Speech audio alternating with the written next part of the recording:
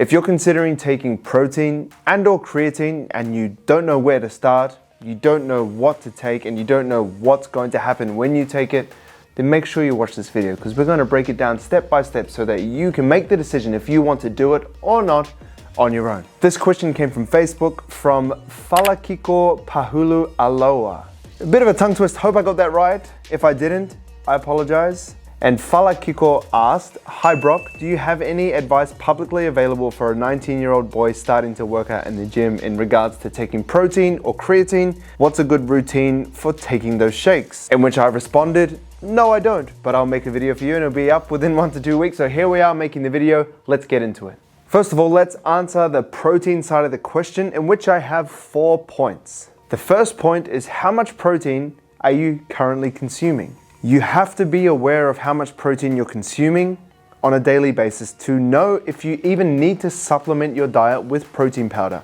We have to keep in mind with supplements that they are supplements. They aren't foundations, they aren't fundamentals, they are something that supplements our diet. And if we're already consuming a diet that's sufficient in protein, then there's no need to supplement even more protein because it's not going to have any more benefit.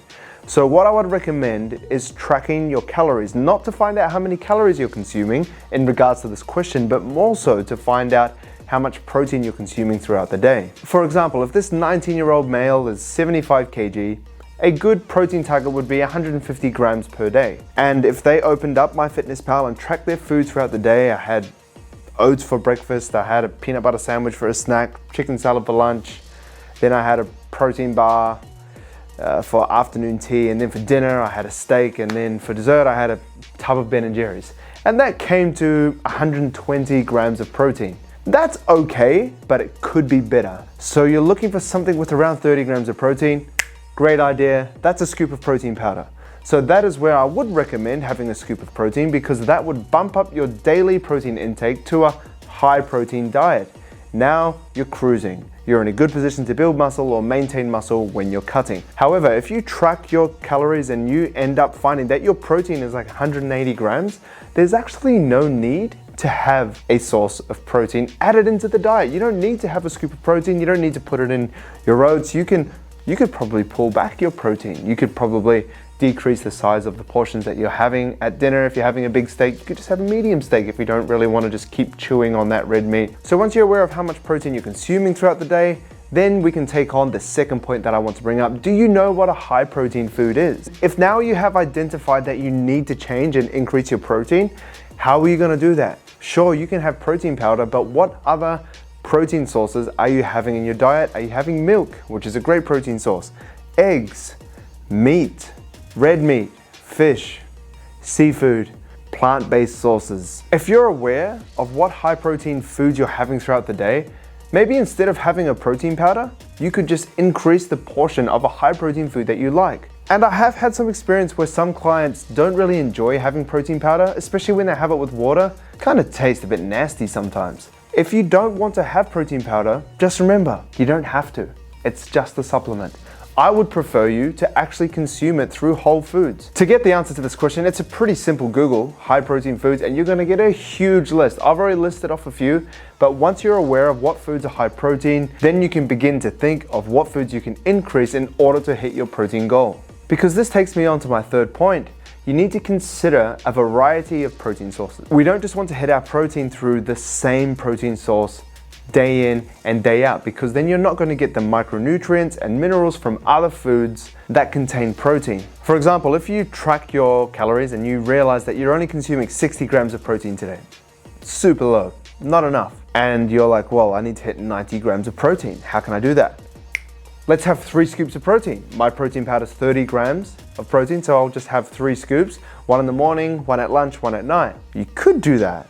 But now you're not getting the variety of foods that you could get from different sources of protein. Now you're just getting whatever is in that protein source and you're having it 3 times a day. It's not like you're gonna roll over and die from it, but you could get more variety in your diet, which could help with having a healthier gut microbiome, which is a great idea. It's just something for you to consider. My last point on protein powder is it's not magical. When I was young and just getting into taking protein powder, I was around about 14 years old. I thought it was magical. I used to have it every single day without fail. I would try mass gainers, I would try the standard whey proteins, I would try casein proteins, I would try all of it. And often I would have more than one scoop. I would always double scoop it because I always thought the more protein powder that I have in my diet, the more gains I'm going to make. And that's just simply not true. It's just a macronutrient. It is a macronutrient that's essential for building muscle, but you can get it through food sources. And that's what I want to push in this video. You can supplement protein, and yes, have it once a day to help you get into the range of protein that you need, or have 2 scoops a day. That's completely fine as long as you're getting variety throughout the day. But you don't have to. There's more important things than taking a supplement.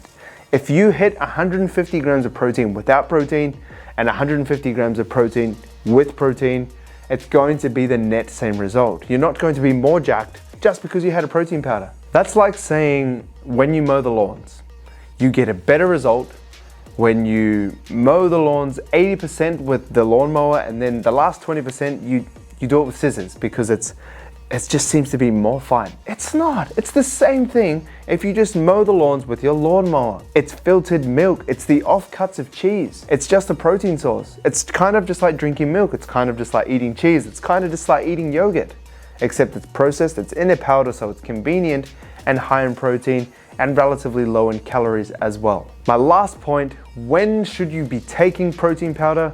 It doesn't matter. But a good idea is to have it after you train. Post-workout, you're in a very anabolic state, and if you're having protein straight after you work out, it's a good idea. You don't have to have it straight away, 5 minutes, 10 minutes after you train. You could leave it 30 to 60 minutes after you train. You don't have to hit the post-anabolic window, but it is a good idea to get protein in early to start the muscle building process as soon as you finish working out and begin the recovery process. Now let's park protein over here for now and let's talk about creatine advice. I have 4, it's not steroids. And this is more for the parents out there, the Karens, the Jones, the Maries, the insert mother's name here.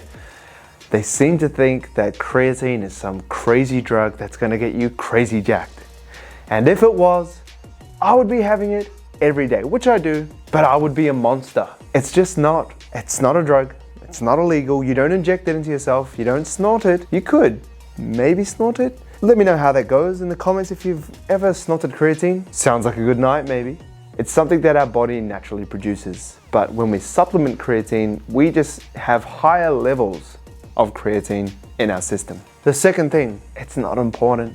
Once again, it's a supplement. Creatine is not the difference between having a ton of muscle and not having a ton of muscle. Creatine is the difference between getting 7 reps and getting 9 reps. Creatine does help, and it has been proven extensively in the research. It does help with recovery, it does help with strength, it does help with muscle building. It can even help with cognitive function. It can help with also muscle maintenance, maintaining your muscle mass. But at the end of the day, it's not important. It's just a supplement. It's the 1 to 2%. It's the 5% difference. But if your nutrition's shit, if your training's shit, if the program that you're following is shit, if your sleep is shit, you're sleeping 4 hours a night, 5 hours, 6 hours, you're not recovering, you're not training well, you're falling asleep on the bus at home, that's what you need to sort out first, not how to optimize your creatine intake. It's just a supplement. The third thing is, this is a positive, it's not expensive.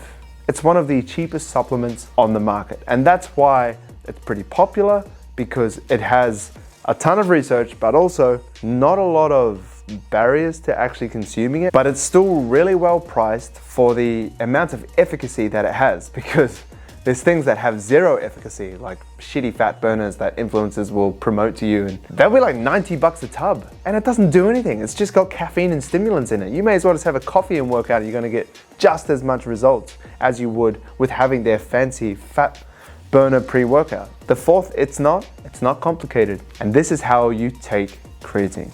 You only need to take it once per day, and that is 3 to 5 grams per day. You have 3 to 5 grams per day, you're good. You don't have to have it at a certain time. You don't have to have it a certain way. You can get pills, you can get powders, you can mix it into your protein shake, you can mix it into a glass of water in the morning, and you're good. It's pretty simple. All you have to do is remember to have it every single day. And a trick that I have for this is a trick that I got from the book Atomic Habits by James Clear. and that's habit stacking. So find something that you do every single day. It might be putting your shoes on before you leave for work. It could be brushing your teeth. And every time you do this daily thing, pair that with taking creatine. So every time you feed your dogs at night, take your creatine. Every time you take your shoes off after work, you take your creatine. That is going to help prevent you from missing days because creatine actually works through absorbing into your system, and you need to do that, and the way that that happens is by consistently taking creatine. Now there is another method, and that's the loading method. So instead of having 3 to 5 grams per day and it taking about 28 days to absorb into your system, you could just double the dose for half the amount of time. So you could have 6 to 10 grams per day for 14 days, and then just go back to your maintenance dose of 3 to 5 grams per day, and you're gonna get the similar results. Brock, why didn't you just tell me that at the start? Because it seems like that's just the faster way to go. It is, but for some people it causes gut distress. It may cause diarrhea, it may cause bloating, it may cause constipation. It's different with everyone. Personally, when I tried to do the loading, the stomach wasn't good. I felt dizzy as well, my eyesight was a bit funky. I don't know what it was about, but I just went back to the maintenance dose and it was fine. So now I just take it every single day and I'm good. I'm getting the benefits of creatine. And my last point for creatine, which I haven't even put in the points, is going to be that there is a big range and a big spectrum of people and how they respond to creatine. Some people are really great responders and they feel like a changed man, lifting crazy weights, recovering well, cognitive ability just through the roof. Some people are like, Brock, I couldn't even tell you if I'm taking creatine or not. I feel the same. And that's cool because now you know. If it fails, you know that it's just not really you. If it succeeds, you have an extra 1 to 2 to 5% benefit that's going to help you get more gains. So, and that pretty much wraps up the video. If you have any questions that you want me to answer, then put them in the comments below. As you can tell, I read my comments and I've just made a video from a comment. And if you want your question answered, then put it in the comments below and I'll get to it. If you found this video helpful, then you'll also find this one helpful, which was an answer to someone's question, what to do when you've taken 2 years or more off in the gym. I'll see you in the next video.